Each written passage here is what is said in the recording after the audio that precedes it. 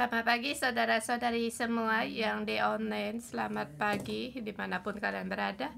Hari ini kita sampai di kitab Roma pasal ke-10. Hari ini Pastor Hokit yang menyampaikannya.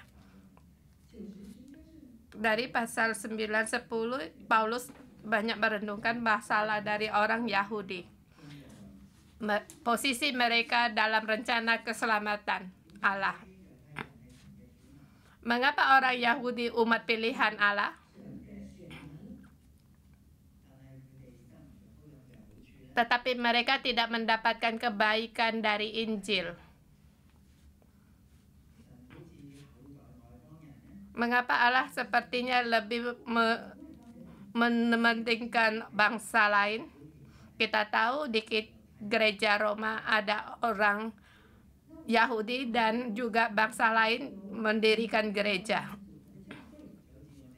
Seperti kita, gereja 611 ada bahasa Kantonis, ada bahasa Mandarin.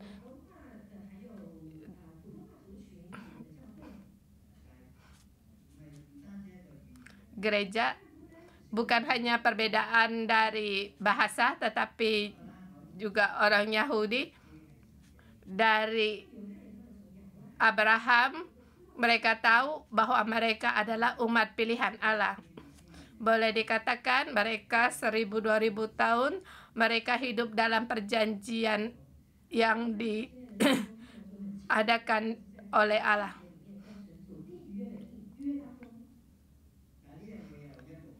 Tetapi semua ini tidak bisa dibanggakan karena mereka pernah di negara mereka dibinasakan, bahkan mereka membelakangi perjanjiannya dengan Allah. Jadi mereka tidak dapat keselamatan Allah, bukan pertama kali yang terjadi.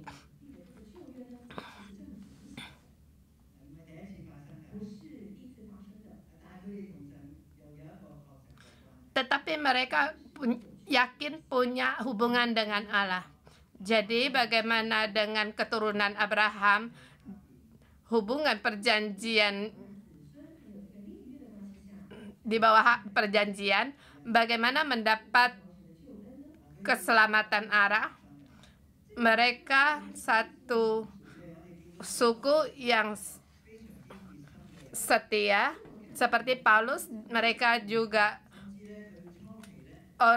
dia orang Yahudi yang setia. Bahkan dia juga pernah menyangkal Yesus sebagai mengajar ajaran gelap. Jadi bagi semua orang yang mengikuti ajarannya, Saulus mengambil keputusan untuk membinasakan mereka, untuk menjaga kemurnian agama Yahudi. Tetapi pada saat dia di perjalanan Damaskus mendapatkan Injil,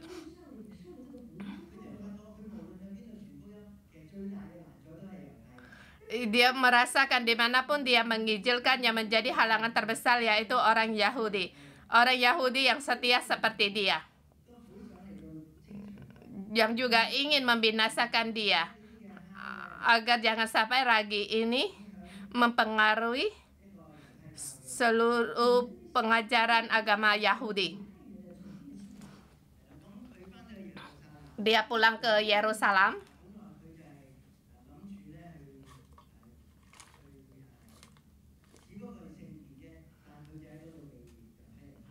Sebelum dia hanya ingin pulang ke bait suci, tetapi di situ dia ditangkap oleh orang Yahudi.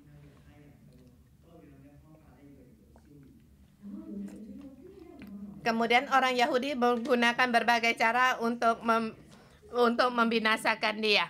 Dalam sejarah, dari pengalaman perorangan yang terdekat, Paulus sangat tahu orang Yahudi sangat ingin akan pada keselamatan, tetapi keselamatan ini sangat jauh dari mereka.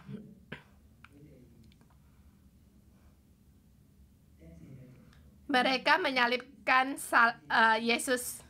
Kemudian pun mereka menolak Paulus. Paulus sebagai orang Yahudi, apa lagi yang bisa dia katakan? Tetapi Paulus dari dalam hatinya sangat mengasihi orang Yahudi, saudara sebangsanya, seperti dikatakan di kitab Roma pasal ke-8. Apakah yang bisa memisahkan aku dengan kasih-Nya Kristus? Tidak ada yang bisa memisahkan Paulus dengan kasih-Nya Kristus. Ini adalah akhir dari pasal yang ke-8. Tetapi dari pasal 9 dimulai satu perubahan yang besar. Demi untuk saudara sebangsaku, demi Kristus dan aku juga bersedia. Dulunya kasih ini tidak ada yang bisa dipisahkan oleh manusia. Tidak ada satu barang pun yang bisa memisahkannya dengan kasih Kristus. Tetapi dari pasal 9, demi untuk saudara sebangsanya diselamatkan, dia rela untuk dipisahkan dari Injil. Dulunya dia bisa berkata tidak ada yang bisa memisahkannya dari kasih Kristus. Rupanya di dalamnya ada keinginan, yaitu kasihnya kepada saudara sebangsa. Bahkan dia rela untuk mengorbankan diri yang dulunya sudah didapatkan, agar saudara sebangsanya diselamatkan. Paulus sampai di posisi ini, dia sangatlah sedih. Kita pun kira bagi orang Cina terhadap Injilnya kepada kita tidak sebanding dengan Paulus. Demi sebangsa diselamatkan, dia rela terpisah dari Kristus. Iya, ini memang seperti perkataan perumpamaan. Saya merasa Paulus tidak akan sanggup melakukannya. Kita sampai di pasal yang ke-10. Dia masih merenungkan hukum Taurat dengan Injil. Permasalahannya memikirkan permasalahan orang Yahudi dan orang bangsa lain hubungan dengan Ali. Bangsa Yahudi, bangsa lain, dan kebenaran Allah. Hubungan tiga ini saya memberikan tema bagi yang berseru nama Allah oleh karena iman dibenarkan akan diselamatkan. Barang siapa berseru kepada Allah oleh karena dibenarkan karena iman akan diselamatkan.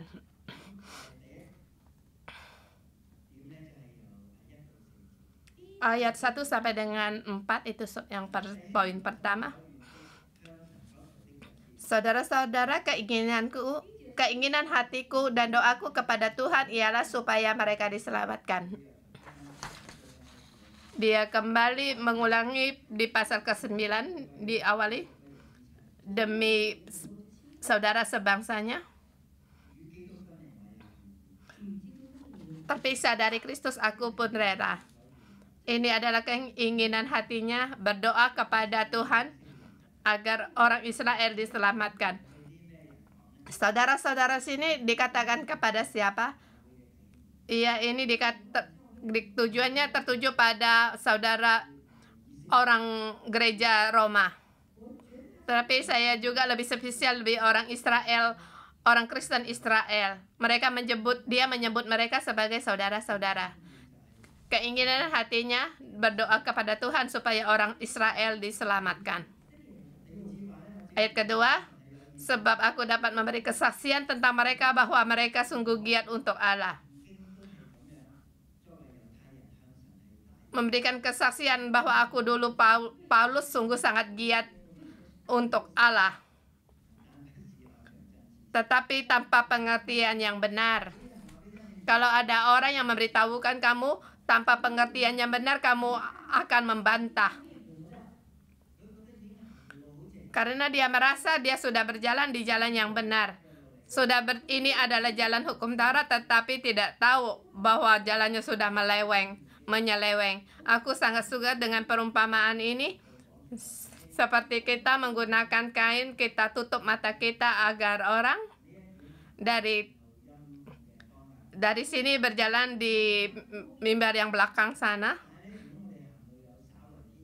Kalau kita ada berjalan, ada menyeleweng atau kaki kita lebih kuat dari kaki kiri, atau ada perbedaan, kamu selalu berjalan akan merasa bahwa jalanmu itu lurus, tetapi kamu tidak bisa sampai di titik tujuannya di fokus 90 derajat. Rupanya kita pun ada perbedaan.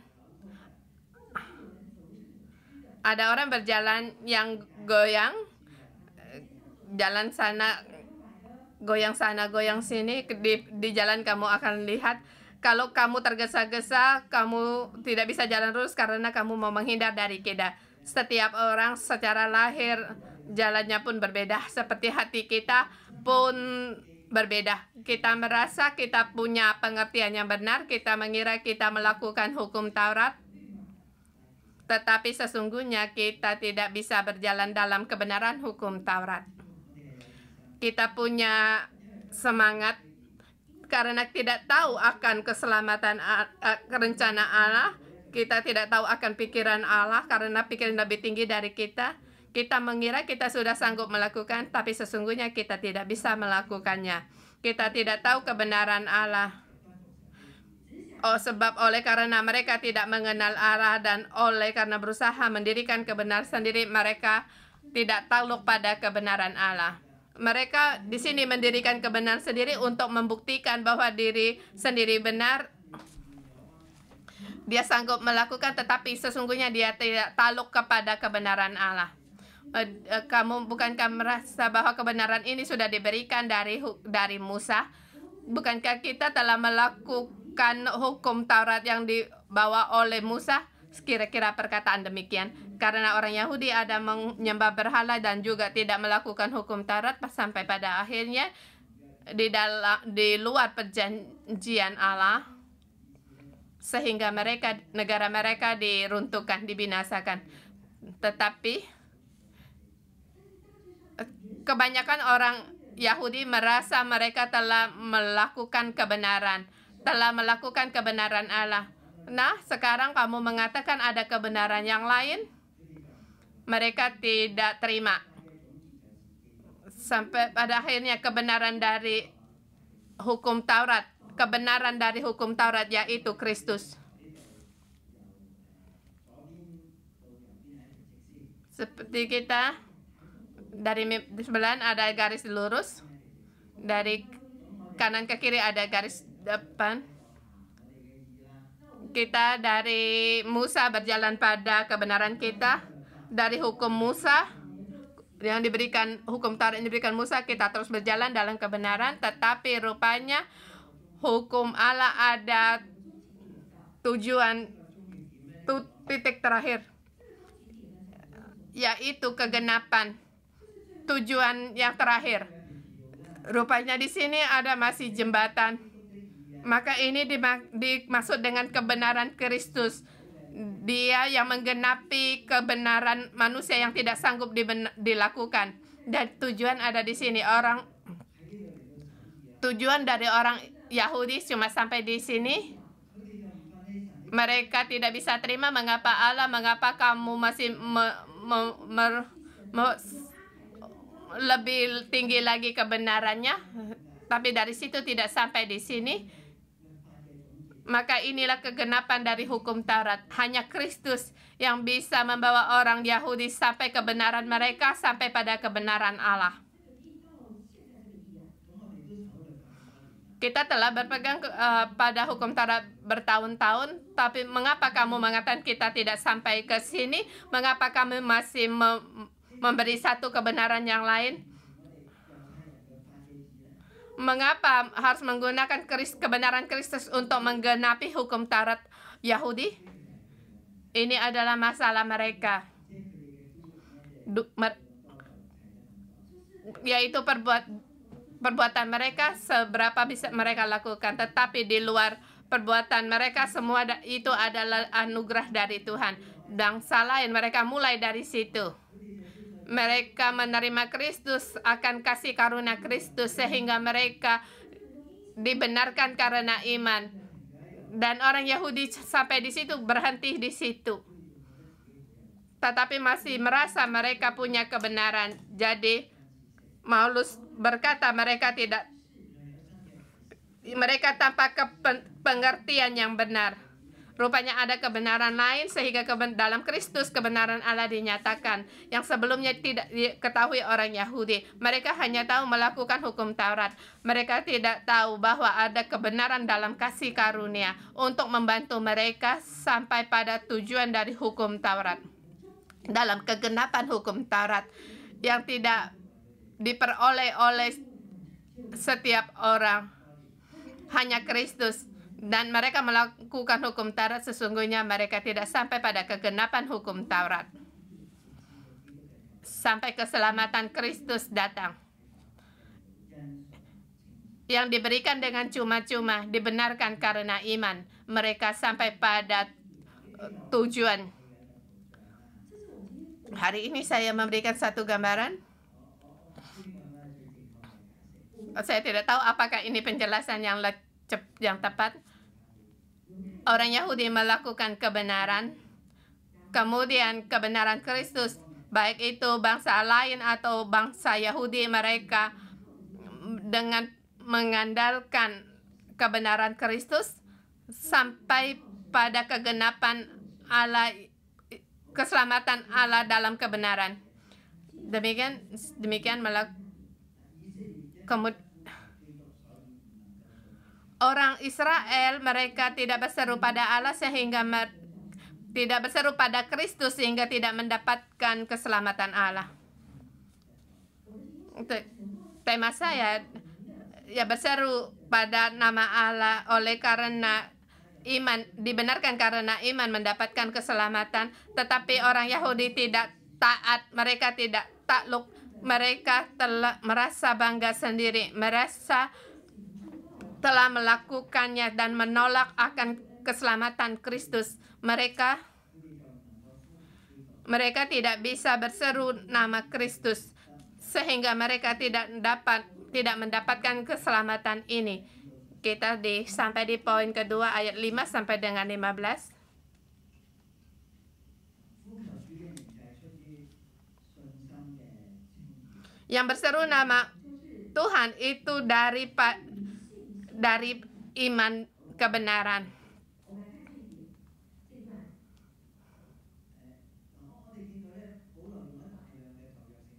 Kita melihat Paulus menggunakan perjanjian lama, baik itu Mazmur atau kitab Nehemia atau Ulangan. Kalau mereka tidak berkata kepada orang Yahudi, dia tidak perlu menggunakan kitab perjanjian lama.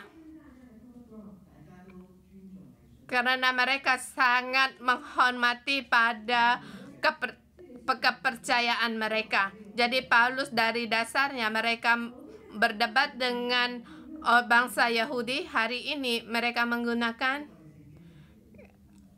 Alkitab ini untuk berdebat dengan mereka. Ada jelas akan dikatakan dengan tujuannya. Ada yang juga tidak jelas di ayat kelima. Sebab Musa menulis tentang kebenaran hukum Taurat, orang yang melakukan akan hidup karenanya. Ini dari kitab Imamat pasal 18. Kita harus melakukan kebenaran Allah. Kita harus melakukannya. Maka akan hidup. Sekarang kita hidup. Kita melakukannya. Maka kita dari sini berjalan sampai sini. Bertahun-tahun dari Musa sampai zamannya Yesus. Kita di sini melakukan, berpegang pada hukum Taurat karena percaya apa yang Musa katakan. Kalau kita melakukan, kita akan hidup. Tetapi mereka tidak sampai tujuan. Tujuannya itu harus lewat dari jembatan keselamatan Kristus.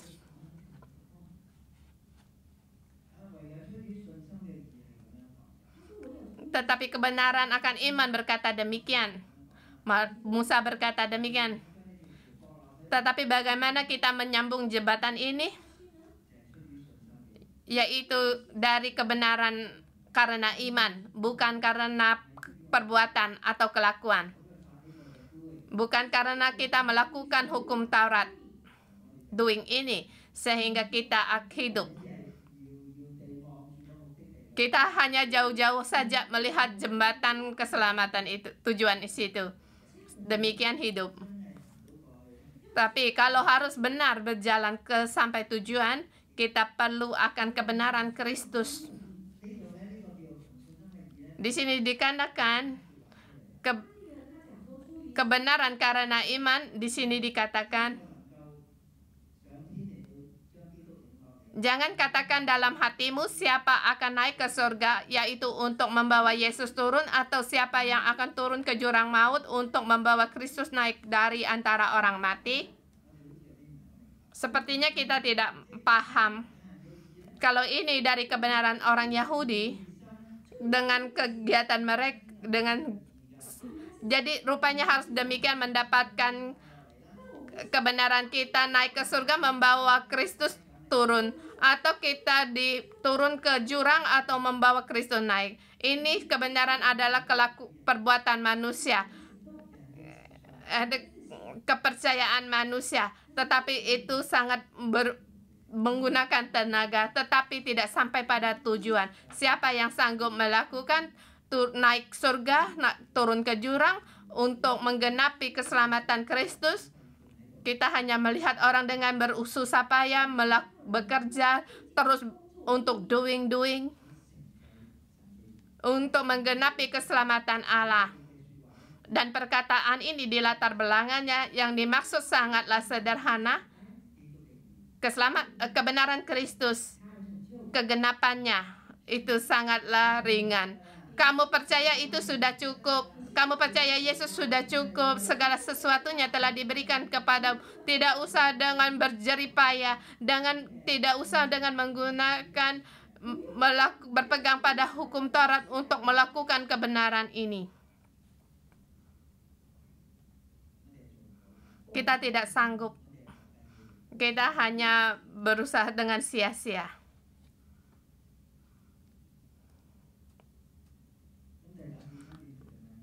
Di ayat ke-8 kembali bertanya, apa dikatakan oleh Musa? Apa yang dikatakan Musa? Firman itu dekat padamu, yakni di dalam mulutmu dan di dalam hatimu. Itulah firman yang kami beritakan. Ini di kitab Imam pasal 30. Kitab Ulangan pasal 30. Kamu diberkati, kamu telah mendapatkan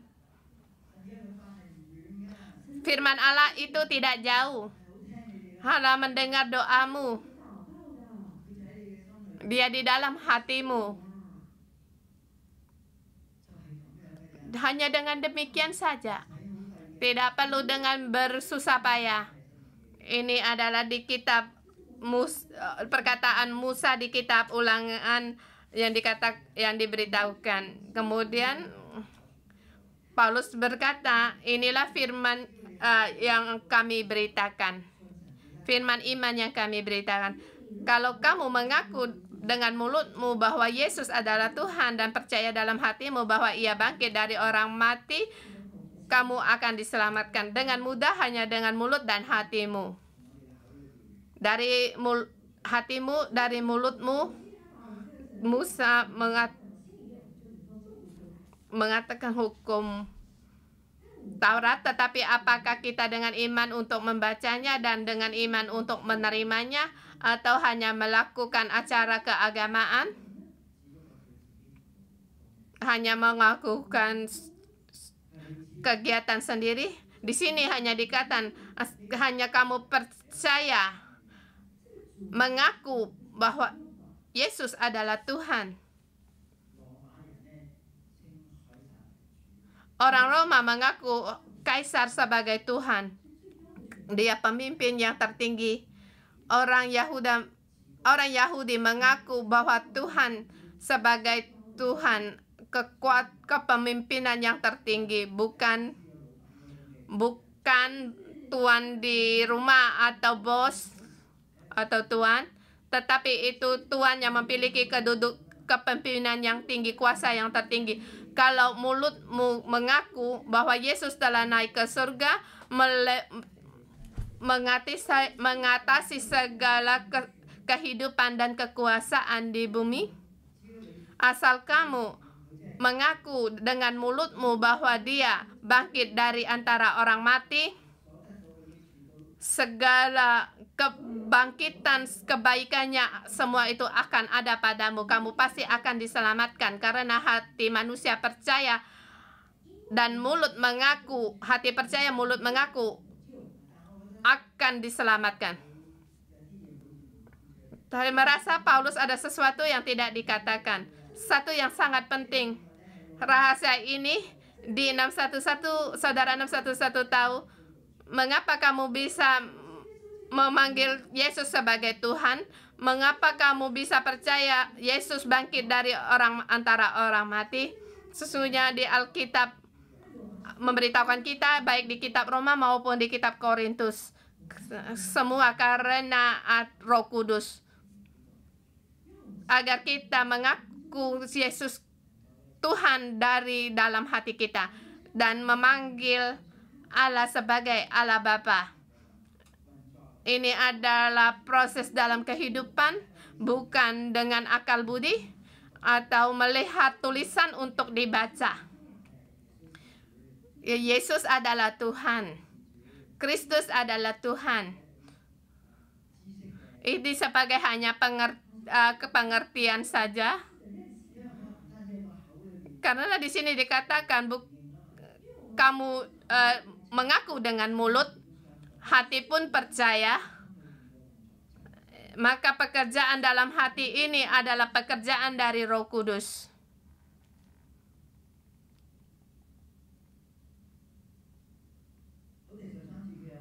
Ayat 13 dikatakan barang siapa yang berseru kepada nama Tuhan akan diselamatkan. Ayat 11, karena kitab suci berkata barang siapa yang percaya kepada Dia tidak akan dipermalukan. Sebab tidak ada perbedaan antara orang Yahudi dan orang yang Yunani.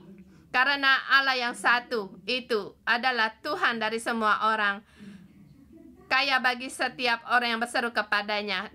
Allah yang satu lebih besar dari kaisar. Allah Tuhan yang satu. Bagi orang Yahudi, mereka bisa berseru Yesus diselamatkan, seperti bangsa lain berseru kepada Yesus diselamatkan. Tetapi bagi orang Yahudi mengaku bahwa Yesus yang telah bangkit dari orang mati, dari berbagai segi ada kesulitan. Mereka sulit mengaku. Mengapa begitu sulit bagi mereka? Karena orang Yahudi membunuh Yesus. Bagaimana Dia bisa bangkit dari antara orang mati? Karena orang Yahudi berkata salibkan dia. Dia menolak Kristus.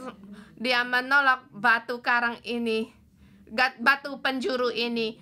Dan untuk mengaku Dia bangkit dari orang mati, Dia hidup dan bangkit kembali naik ke surga, di dalam hari orang Yahudi agak sulit. Tetapi bukan berarti tidak bisa, tidak sanggup. Petrus juga orang Yahudi, Yohanes juga orang Yahudi, Paulus dan Barnabas juga orang Yahudi. Jadi keselamatan Yesus, keselamatan Yesus Kristus terbuka bagi orang Yahudi, tidak memandang remeh orang Yahudi dan juga tidak meremehkan bangsa lain. Mereka dalam satu dasar mendapatkan Injil, kebaikan Injil, yaitu dibenarkan karena iman. Barang siapa yang berseru nama Allah barang siapa yang berseru nama Tuhan akan diselamatkan. Bukan semua orang Yahudi percaya Tuhan, bukan semua bangsa lain percaya Tuhan. Jadi mengapa kita begitu mudah pun tidak percaya? Kamu tidak perlu sampai turun ke jurang untuk membawa Kristus naik. Kamu tidak usah naik ke surga untuk membawa Yesus turun. Hanya ajaran kebenaran atau agama ini sangat mudah. Bukan bahwa kamu menyembah Allah ini atau di situ membakar duka lebih banyak lagi atau membakar babi panggang. Ini adalah kelakuan manusia dalam agama dengan cara sendiri untuk menjamah hati Tuhan. Tetapi Paulus berkata tidak perlu demikian. Dibenarkan karena iman berseru nama Tuhan akan diselamatkan. Sebab barang siapa yang berseru nama Tuhan akan diselamatkan. Dia akan kamu berseru pada dia seperti orang Roma berseru pada kaisar. Dia sudah sampai di mulutnya di kandang singa, sudah di arena tarung. Kaisar Roma duduk di tengah-tengah arena. Kamu berseru kepada dia, saya tidak bersalah, beri aku kesempatan. Aku adalah rakyat Roma yang baik. Kamu berseru kepada kaisar, ada kemungkinan kamu akan diselamatkan. Mungkin. Tetapi di sini berseru pada Kristus, kamu akan diselamatkan. Lebih mudah berseru daripada berseru kepadanya daripada berseru kepada kaisar. Hanya dengan dibenarkan karena iman, kamu dibenarkan. Jadi bagaimana untuk mendapatkan keselamatan? Kalau yang belum percaya, bagaimana percaya pada dia? Kalau yang belum mendengar, bagaimana bisa percaya? Kalau tidak ada yang memberitakan, bagaimana dapat mendengarnya? Kalau tidak ada yang diutus, bagaimana bisa mendapatkan beritanya? Ini Paulus menggunakan kisah dirinya. Dia sebagai rasul bangsa asing, bangsa lain itu sangat penting. Ini bukan hanya berhenti pada orang Yahudi. Injil ini kamu mendengar, kamu percaya, kamu berseru, kamu mendapatkan keselamatan. Jadi Allah mengutus saya sebagai rasul bagi bangsa lain. Dan buah hasil ini sangat jelas terjadi dalam hidup Paulus. Dia tahu Allah memilih dia bukan dengan sengaja. Injil harus keluar dari belenggu dari bingkai-bingkai orang Yahudi. Begitu mudah Injil bagi orang dunia ini mendapatkan kebaikan dari Injil. Saya sampai di poin yang ketiga, ayat 14 sampai dengan 21. Di sini dikatakan yang percaya, yang mendengar, memberitakan dalam ayat ini. Bagaimana Injil ini bisa disebarkan bagi bangsa lain? Dengan mudah membantu mereka mendapatkan keselamatan. Yang mudah yang dimaksud yaitu bagi orang yang berseru nama Tuhan. Bagi Paulus untuk memberitakan Injil, dia dipukul setengah mati. Dia diseret untuk menghadapkan mahkamah. Dia menghadapi banyak penderitaan. Tetapi dia melihat bangsa lain percaya Yesus pada Tuhan, hatinya dipuaskan. Bagi dia,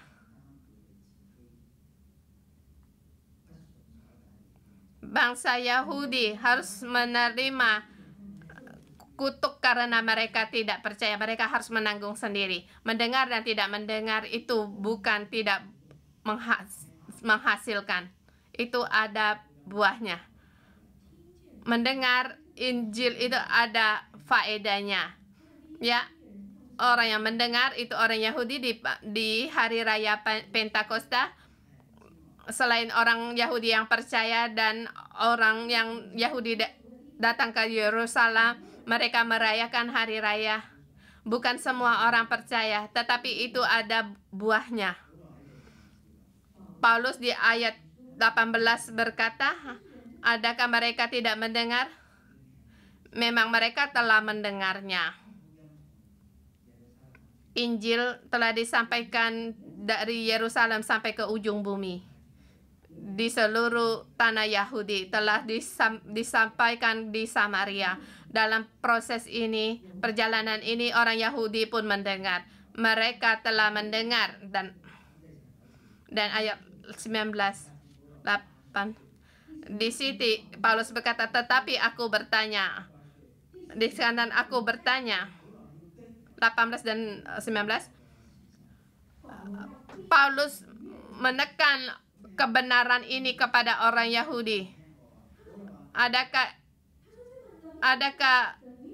Injil yang begitu mudah? Apakah belum pernah mendengar? Sesungguhnya bukan. Kamu telah mendengar. Seluruh negeri kota Yahudi pun semua orang mendengar, bahkan sampai di ujung sebelah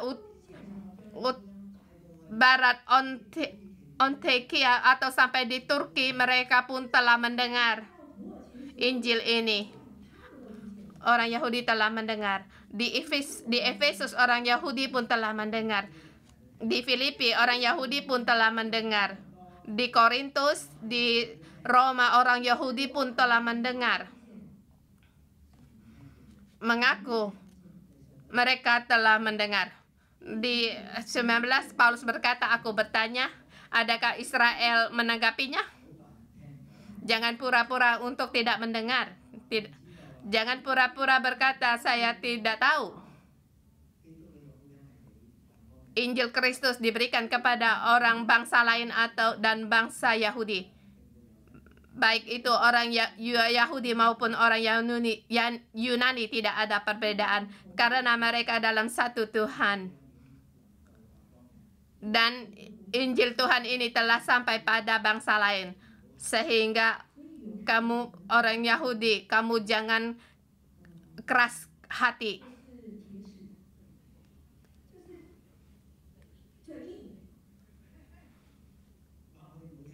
Dan berkata, saya tidak pernah mendengar, kami tidak tahu.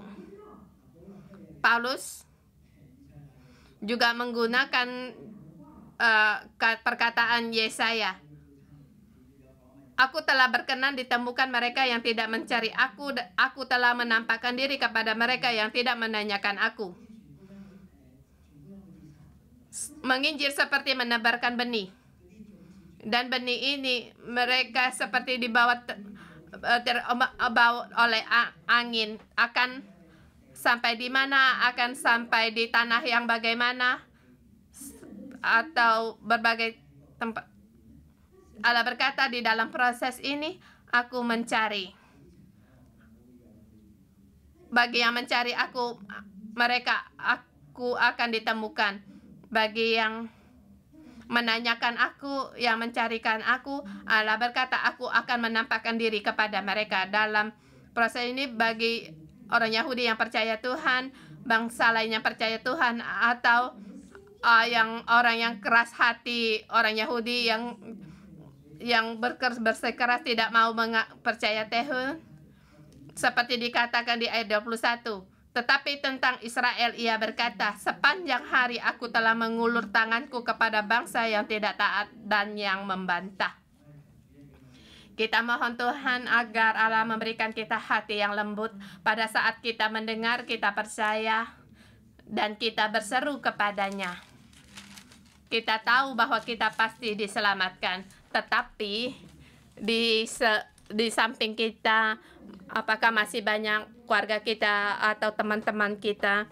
Mungkin mereka juga ada yang belum mendengar. Mereka tidak tahu. Rupanya mereka datang di mimbar dan mengaku Tuhan itu sederhana. Itu saja. Rupanya dengan demikian mereka mendapatkan keselamatan Allah. Asal dengan mulutmu mengaku Yesus Kristus adalah Tuhan. Percaya dalam hati bahwa Dia bangkit dari antara orang mati. maka aku diselamatkan. Mohon Tuhan memberkati firman-Nya.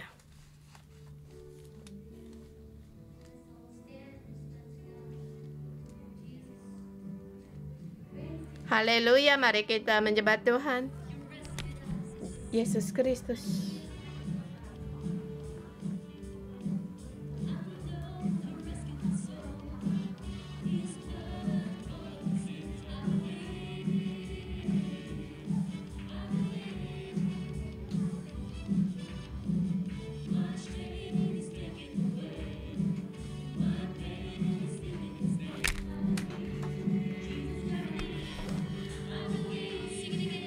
Aku percaya Juru Selamatku hidup.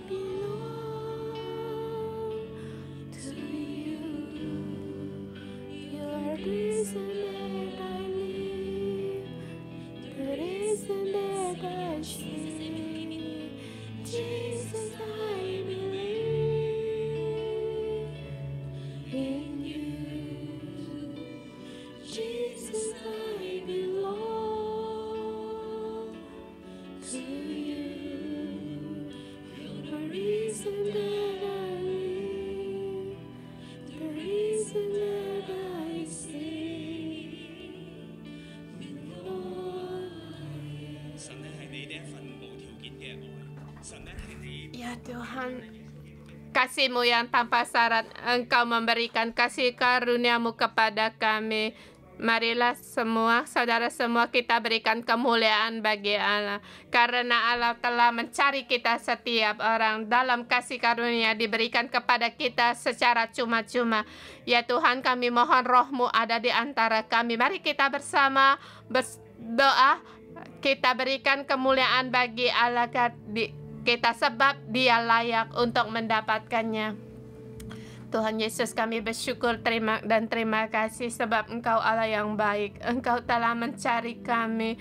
Tuhan, Engkau telah menampakkan akan kasih karunia-Mu kepada kami. Terima kasih atas keselamatan-Mu. Tuhan Yesus, kami berterima kasih pada saat kami berdosa. Tuhan, kami tidak mengenal Engkau, tetapi Engkau telah memberikan keselamatan-Mu kepada kami dengan cuma-cuma. Pada saat kami berseru kepada nama-Mu, berseru pada keselamatan-Mu, Tuhan, Engkau memberikan kami sehingga kami mendapatkan kesembahan, kami dibenarkan dengan cuma-cuma. Tuhan, semua ini Tuhan, kami tidak tahu bagaimana untuk membalas kebaikan-Mu. Tuhan, kami mengangkat cawan keselamatan Tuhan, kami juga untuk diberikan kepada orang yang agar setiap orang juga percaya pada Engkau dan mengenal Engkau, kasih salib-Mu. Tuhan, kami bersyukur dan berterima kasih. Tuhan Yesus, kami berterima kasih. Tuhan, Engkau memberikan mulut mengaku dan hati percaya akan diselamatkan. Tuhan, kami percaya mengaku dengan mulut kami. Tuhan, Engkau keselamatan yang berharga. Salib-Mu Engkau berikan kami dengan cuma-cuma. Tuhan, kami berterima kasih dan bersyukur kepadamu. Di Alkitab dikatakan, jika kamu mengaku dengan mulut bahwa Yesus adalah Tuhan, jika kamu mengaku dengan mulut bahwa Yesus adalah Tuhan dan percaya dalam hatimu bahwa Allah telah membangkitkan Dia dari antara orang mati, maka kamu akan diselamatkan. Maka kamu akan diselamatkan. Saudara semua, mari kita masuk di dalam roh kita agar ayat ini masuk di dalam hidup kita. Hanya Roh Kudus yang bisa membawa kita masuk dalam kebenaran ini dan bahkan melakukan kebenaran ini. Kita percaya kebenaran ini dalam hidup kita.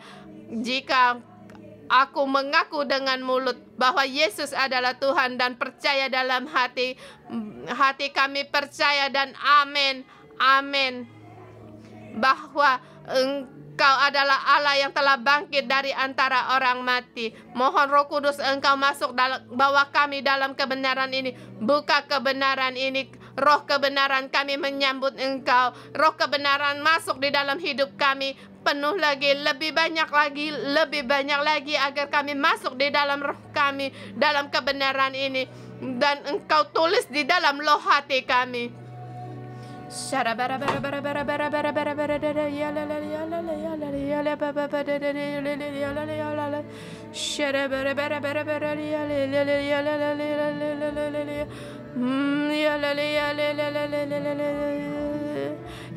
Yesus Kristus adalah Tuhan. Dia yang bangkit dari orang mati. Dia telah menang dari atas kematian.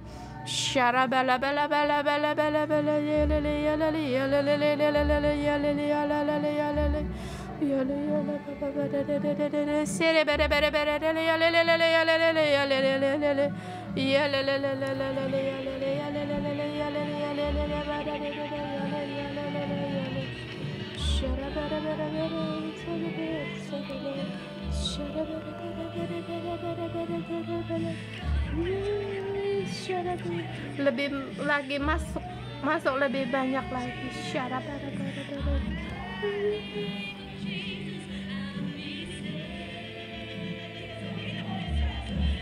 Tuhan, Yesus, kami percaya akan Engkau.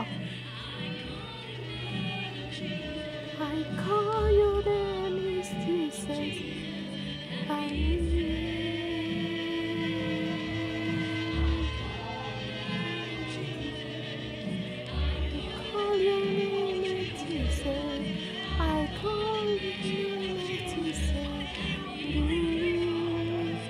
Tuhan, kami berseru kepadamu Tuhan, kami percaya akan Engkau.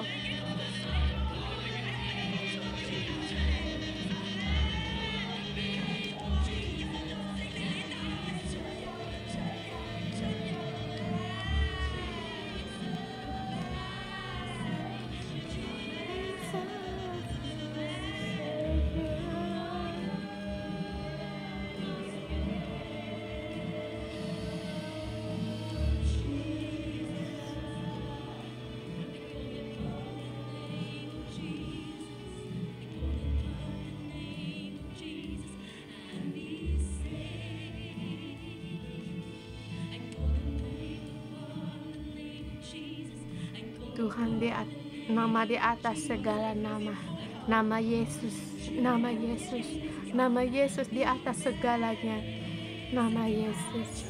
Kami berseru kepada nama Yesus.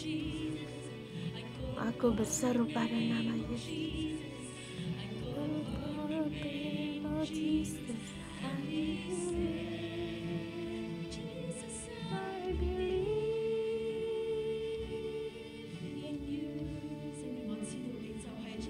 Roh Kudus, kami tahu Kau ada di antara kami.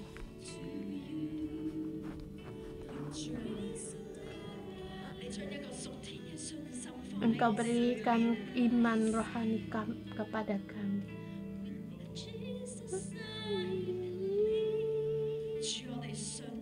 Tuhan, kami percaya Yesus Kristus adalah Tuhan. Kami percaya Engkau yang bangkit dari antara orang mati. Seperti dikatakan Alkitab, kami akan diselamatkan. Sebab jika kamu mengaku dengan mulutmu,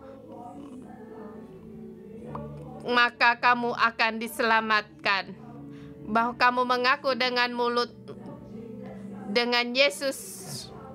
Jika kamu mengaku dengan mulut bahwa Yesus adalah Tuhan dan percaya dalam hatimu bahwa Allah telah membangkitkan dari orang mati, maka kamu akan diselamatkan. Barang siapa yang berseru nama Tuhan akan diselamatkan. Tuhan, kami berseru namamu.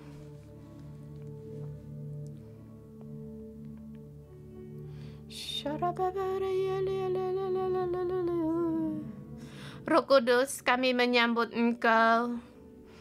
Datanglah di dalam hati kami, lebih dalam lagi bertatah dalam hidup kami.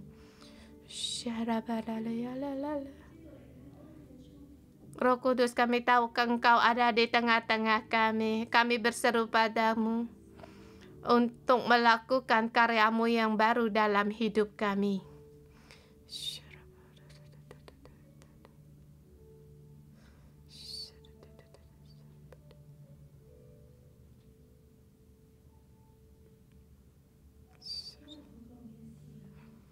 Pada saat aku berdoa,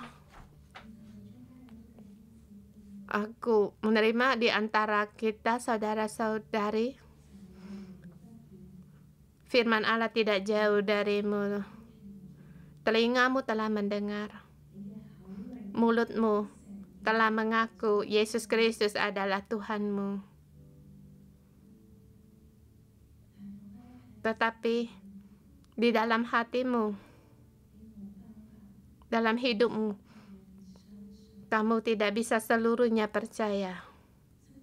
Bahkan kakimu seperti dihalangi untuk tidak bisa terus maju, untuk berjalan dalam kebenaran Tuhan. Kamu hari ini mendengar barang siapa yang berseru nama Tuhan akan diselamatkan. Tetapi di dalam hatimu, kamu tidak bisa masuk dalam firman ini.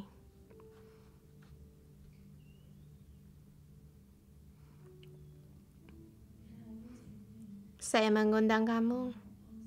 Kamu letakkan tanganmu di atas hatimu dan berdoa. Saat ini Roh Kudus mau bekerja. Saya merasakan Roh Kudus di saat ini mau bekerja.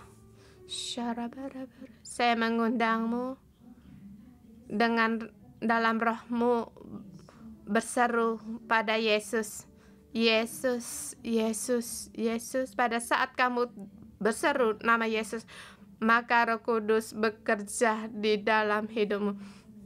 Kebenaran masuk dalam hidupmu dan mengeluarkan karyanya. Kita letakkan tangan kita di atas hati kita, berseru pada Yesus, Yesus, Yesus, Yesus, oh Yesus. Apakah yang kamu sangat perlukan keselamatan Allah di dalam hidupmu? Rohanimu yang kering,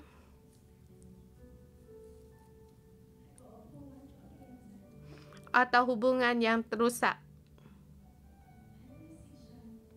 Masalah apa yang sangat kamu perlukan Yesus menyelamatkannya?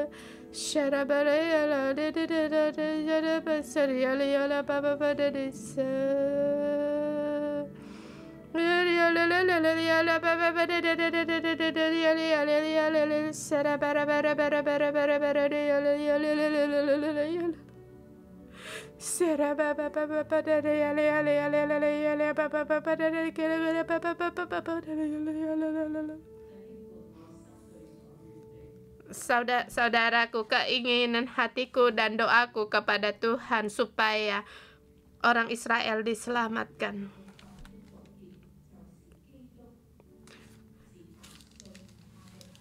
Kegenapan, sebab Kristus adalah kegenapan hukum Taurat, sehingga kebenaran diperoleh tiap-tiap orang yang percaya. Kita harus dengan iman untuk dibenarkan, mendapatkan kebenaran iman. Bagaimana kita percaya? Dengan iman, yaitu bagaimana kita mendapat iman, yaitu dengan pendengaran. Saya mengundang saudaramu, iman timbul dari pendengaran. Jadi pertama, kamu jamat tanganmu, mohon Roh Kudus untuk membuka telingamu, baik dimanapun kalian berada. Kamu sebagai wakil sendiri atau wakil orang-orang yang kamu kasihi, agar iman kita dibuka oleh Roh Kudus, yaitu iman timbul dari pendengaran, agar kita punya telinga yang mau mendengar. Roh Kudus membuka telinga kita setiap orang, agar kita punya pendengaran akan kebenaran. Kebenaran iman timbul dari kita, dari pendengaran kita. Mohon Roh Kudus Engkau membuka telinga kami, rabalah tangan hatimu, hatiku harus menampung kebenaran Tuhan, yaitu rema.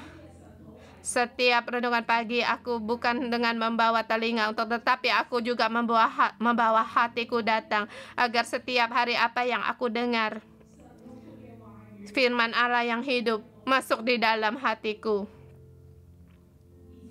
sehingga hatiku sungguh percaya. Dan juga mohon Roh Kudus mengurapi mulut kita. Pada saat kita setelah mendengar, apakah kita mengaku, apakah mulut kita, apakah juga berubah? masa lalu, apa yang dikatakan, kata-kata yang kotor, setiap kata pun tidak akan keluar lagi dari mulutku, dan mulutku memberitakan kebenaran Tuhan, dan mulutku mengaku Kristus bangkit dari antara orang mati, dan mulutku juga memberitakan bahwa Kristus bangkit dari antara orang mati untuk diberitakan kepada orang lain. Mulutku untuk meninggikan nama Tuhan, untuk memberkati orang lain.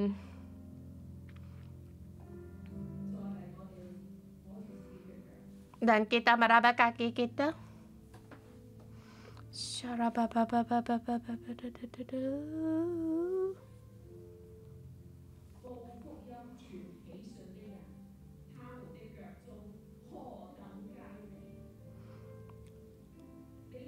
Betapa indahnya kedatangan mereka yang membawa kabar baik. Apakah kamu juga membawa kabar baik? Dimanapun kamu berada, kamu bisa memberitakannya. Yesus bangkit dari antar orang mati. Roh Kudus, Engkau memberkati kami, agar kami punya jejak kaki yang indah, agar kami memberitakan Injil, membawa kabar baik, agar orang-orang di dekat kami, orang-orang yang kami kasihi, mereka pun diselamatkan. Tuhan, urapilah kami. Roh Kudus, Engkau masuk di tengah kami, sungguh dari kepala sampai ke kaki, Engkau mengurapi kami. Engkau membuat terobosan, Engkau pakai kami seluruhnya berserah kepadamu, agar kami bukan hanya datang pada renungan pagi setiap hari mendengar, tetapi Tuhan, agar kami bisa menghidupkannya, agar kami melakukannya, agar kami berjalan dalam kebenaran iman, yaitu kebenaran Kristus. Tuhan, aku dalam nama Tuhan Yesus memberkati kami setiap orang. Urapan Roh Kudus mengurapi kebenaran kita, mengurapi hati kita, dan mengurapi mulut kita, dan juga mengurapi kaki kita, sehingga kita bukan hanya kita sendiri mendapatkan kebenaran ini, bahkan kita membawa orang lebih banyak lagi mendapatkan keselamatan ini, mendapatkan kebenaran iman ini. Memberkati kita setiap orang dari hari ini. Dari hari ini, kita demi orang sebangsa kita untuk berjalan. Kita untuk memberitakan. Berkatilah kami, agar kami memiliki indahnya jejak kami sampai di seluruh penjuru. Dalam nama Tuhan Yesus memberkatimu. Amin.